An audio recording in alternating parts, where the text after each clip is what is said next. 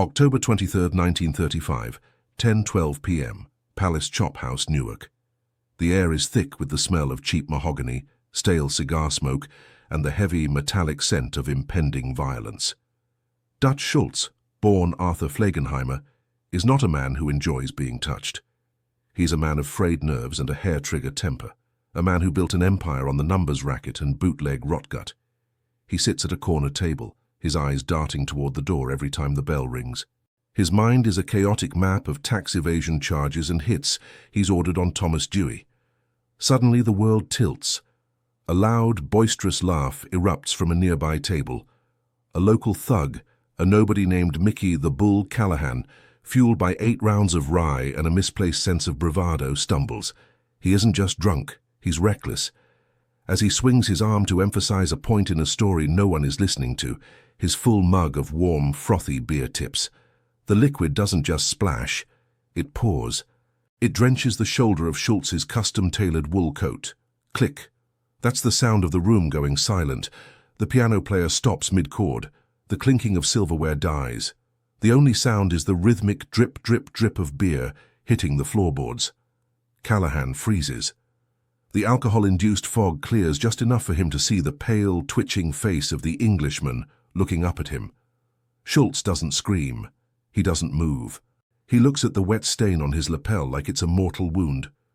"Do you have any idea," Schultz whispers, his voice vibrating with a terrifying low-frequency hum, "how much this coat cost?" Callahan tries to laugh it off. He reaches out a trembling hand to pat Schultz's shoulder. A second fatal mistake. "Take it easy, Dutch. It's just a brew, pal." Schultz stands up. The chair screeches against the floor, a sound like a dying animal. He leans in until his nose is inches from Callahan's. To understand how a spilled beer became a death warrant, we have to look at the pressure cooker that was New York in 1935. Schultz wasn't just angry about the coat. He was a man being hunted by the feds, betrayed by the syndicate, and losing his mind. And Mickey Callahan just gave him a reason to snap. 6 months earlier, the Bronx, New York City. To the public, Dutch Schultz was a titan. He controlled the illegal lottery in Harlem and the flow of beer across the Bronx. But inside the inner circle, the cracks were showing. The transition from prohibition to the legit era of the mob was killing him. While Lucky Luciano and Meyer Lansky were organizing the commission to run the mafia like a corporation, Schultz remained a street thug with a bank account. He was loud, he was messy, and he was bad for business. The Bronx was his fortress, but even fortresses have leaks. Schultz's headquarters in the back of a nondescript trucking company smelled of diesel and fear. He paced the floors, barking orders at his loyalist, Bo Weinberg. "They're squeezing me, Bo," Schultz would snarl, throwing a crumpled newspaper at the wall. The headline, "Dewey vows to topple Schultz empire." The feds on one side and the Italians on the other. They think I'm a relic. They think I'm soft because I'm hiding. Schultz's reputation was built on unpredictability. He once killed a man for simply disagreeing with a dinner choice. He wasn't a strategist, he was a storm. He believed that if you stopped being feared for even a second, you were dead. This paranoia defined his every move. He slept in different hotels every night. He carried a snub-nosed .38 and a deep-seated resentment for anyone who didn't show him proper respect. In the criminal underworld, respect isn't a feeling, it's a currency. If a low-level muscle-head like Callahan could spill a drink on the Baron of the Bronx and walk away, the currency was worthless. Schultz's power was a house of cards, and the beer was the first gust of wind. Back at the Palace Chop House, Schultz's hand goes into his pocket. He isn't reaching for a handkerchief. As Schultz's fingers wrap around the cold steel of his revolver, he realizes that killing Callahan here, in public, would be a disaster. But letting him live is an impossibility. October 23rd, 10:15 p.m., Palace Chop House. Schultz pulls his hand back, empty. He forces a smile, a jagged, terrifying expression that doesn't reach his eyes. "Get out of here, Callahan," Schultz says, his voice eerily calm, "before I change my mind." Callahan doesn't need to be told twice. He stumbles toward the exit, his friends trailing behind him, their faces white as sheets. They scramble out into the cool Newark night, the door swinging shut with a heavy thud. For a moment, The restaurant tries to return to normal, but the tension remains hanging like a fog. Schultz sits back down. He takes a napkin and begins to methodically dab the beer from his coat. His bodyguard, Lulu Rosenkrantz, leans in. "You're just gonna let that slide, boss?" Schultz stops dabbing. He looks at the napkin. "Sliding is for children, Lulu. We're going to teach him about consequences." Schultz knew that Callahan lived in a tenement on 143rd Street. He knew Callahan had a brother who worked the docks. He knew everything because in Schultz's world, information was the only thing that kept the noose from tightening. He waited exactly 10 minutes, the time it would take for Callahan's adrenaline to fade and for him to think he was safe. "Go get him," Schultz says. "Bring him to the warehouse. No noise, no witnesses." This decision was the turning point. Had Schultz let it go, he might have lived to see 1936.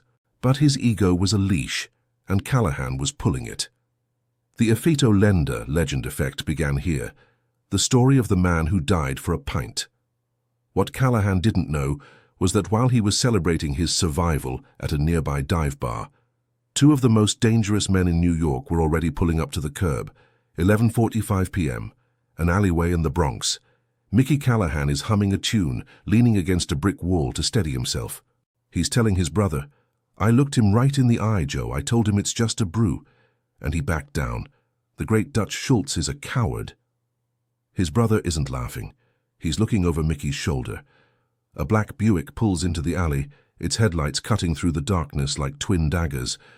The engine idles with a low, predatory growl. The passenger door opens. Lulu Rosenkrantz steps out. He's wearing a long trench coat that hides a sawed-off shotgun. "Mickey," Lulu says, his voice flat, "the Dutchman wants to buy you a fresh round." The smell of the alley, rotten garbage and wet pavement, suddenly feels suffocating. Callahan's liquid courage evaporates instantly. He tries to run, but his legs are heavy, uncooperative. Rosenkrantz is faster. A heavy hand grabs Callahan by the scruff of his neck and slams him against the Buick. "Please," Callahan wheezes. "I was drunk. I didn't mean it." "Nobody ever means it," Lulu responds. "That's why it's a tragedy." They throw him into the back seat. The car speeds away, leaving nothing but a swirl of exhaust and the echoing sound of a dropped bottle breaking on the asphalt. In the hierarchy of the New York mob, this was a routine pickup. But tonight everything felt different. The air was electric. Everyone knew Schultz was on the edge. They weren't taking Callahan to a warehouse. They were taking him back to the Palace Chop House, where Schultz was waiting with a gift. October 24th, 12:30 a.m., the basement of the Palace Chop House. The basement smells of coal dust and damp earth. A single light bulb hangs from the ceiling, swaying slightly, casting long rhythmic shadows. Mickey Callahan is tied to a wooden chair. He's no longer a bull. He's a weeping mess of a man. Dutch Schultz enters the room. He has changed his coat. He's now wearing a silk dressing gown, looking like a man ready for bed, not a massacre. In his hand he carries a bottle of the same beer Callahan had spilled.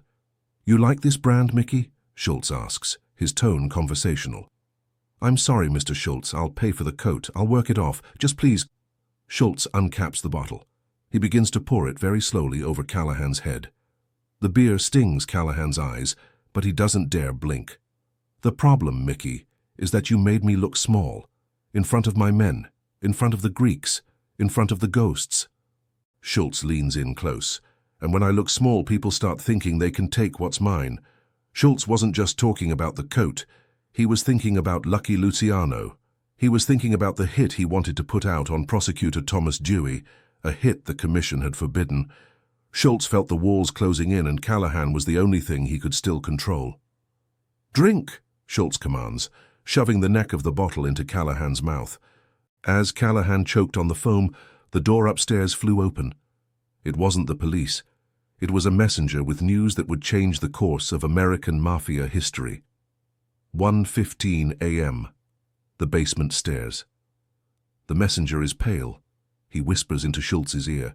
The message is from Albert Anastasia, the Lord High Executioner of Murder, Inc. The commission says no. If you touch Dewey, you are a dead man. Schultz's face turns a shade of purple that defies description. He pushes the messenger away and turns his rage back toward the man in the chair. Callahan is a proxy now. He is every enemy Schultz has ever had. He is the government. He is the rival gangs. He is his own fading relevance. "They think they can tell me what to do?" Schultz screams, his voice echoing off the concrete walls. "In my city? On my time?" He grabs a heavy iron pipe leaning against the coal bin. This is the decision that seals the theme of the night. Power is an illusion that requires blood to maintain. Schultz realizes that if he can't kill a high-profile prosecutor, he must prove he is still a monster by killing the man who spilled beer on him. The violence that followed was not cinematic. It was cold, mechanical, and ugly. Every strike of the pipe was a statement of defiance against a world that was moving past Dutch Schultz. When it was over, Schultz stood over the broken remains of Mickey Callahan. He felt powerful again, but as he wiped the blood from his silk gown, he didn't hear the sirens. He heard the silence of a man who had just signed his own death warrant. October 24th, 8 a.m., Schultz's private suite. Word spreads fast in the underworld. By sunrise, everyone knew. Schultz had lost it. He hadn't just handled a disrespect issue. He had gone off the rails. The murder of Callahan was too loud, too personal, and too messy. In the high-rise offices of Manhattan, Lucky Luciano sat with Meyer Lansky. They drank espresso and looked at the reports. "Dutch is a mad dog," Luciano said, "and you know what we do with mad dogs." Schultz, meanwhile, was experiencing the legend effect in reverse. He thought he had restored his reputation. In reality, he had alienated his last few allies. His men were looking at each other, wondering who would be next. If a spilled beer meant a death sentence, no one was safe. Schultz spent the day drinking, his paranoia reaching a fever pitch. He believed Dewey was coming for him that night. He ordered his men to be ready at the Palace Chop House. He was going to plan that Dewey hit himself, commission be damned. He didn't realize that the commission wasn't waiting for him to act. They had already contacted the Bug, Charlie Workman, the most lethal hitman in Murder, Inc. The error wasn't spilling the beer. The error was Schultz believing that he was still the one holding the glass. October 24th, 10:20 p.m., Palace Chop House. Exactly 24 hours after the beer was spilled, Dutch Schultz is back at the same restaurant. He is sitting with his inner circle. Otto Abadaba Berman, Lulu Rosenkrantz, and Abe Landau. They are going over the books, trying to find the money Schultz needs for his legal defense. The restaurant is nearly empty. The atmosphere is somber. The smell of the kitchen, garlic, seared steak, and heavy cream, mixes with the lingering scent of the beer from the night before. Schultz is restless. He keeps touching the spot on his new coat where the beer would have landed. "I have a bad feeling," Berman says, adjusted his glasses. "The street is too quiet." "Shut up and count," Schultz growls. He gets up to go to the bathroom. It's a small, cramped room with a cracked mirror and a window that doesn't open. As he stands there washing his hands, the front door of the restaurant swings open. Two men walk in. They aren't looking for a table. They are wearing heavy overcoats despite the mild night. They don't say a word. Bang. The first shot hits Abe Landau in the chest. Schultz is in the restroom. He hears the gunfire. He thinks it's the feds. He reaches for his gun, but his hands are wet, and the soap makes the grip slippery. 10:25 p.m. The Palace Chop House dining room. The room explodes into chaos. Charlie Workman and Mendy Weiss open fire with a submachine gun and a .45. Otto Berman, the math genius of the mob, is riddled with bullets before he can even look up from his ledgers. Lulu Rosenkrantz tries to draw his weapon, but he's hit 7 times. Schultz hears the screaming. He stays in the bathroom, his heart hammering against his ribs like a trapped bird. He's the Dutchman, he's the Baron, but in this moment, he's just a man in a small room waiting for the end. The bathroom door kicks open. Charlie Workman doesn't hesitate. He sees Schultz and fires. A single, .45 caliber bullet enters Schultz's side, tearing through his gallbladder and liver. Schultz doesn't fall immediately. He staggers. He looks at Workman with a look of pure, unadulterated shock.